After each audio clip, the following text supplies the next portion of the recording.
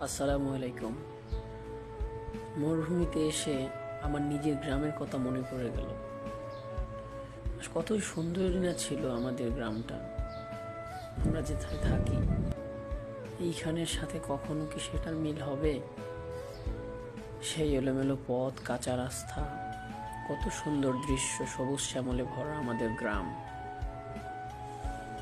কিন্তু এখানে বালি ও ঘাস ছাড়া কিছুই নেই। কিন্তু আমাদের সেই গ্রামের রাস্তা, খাল, বিল, সবাই একসাথে কাজ করা, গোসল করা, সবার কাজে সবাইকে সাহায্য করা, কতই না দিনগুলো ভালো ছিল। কিন্তু আল্লাহর কাছে অশেষ নিয়ামত যে আমাদের গ্রামটা সত্যি অনেক সুন্দর।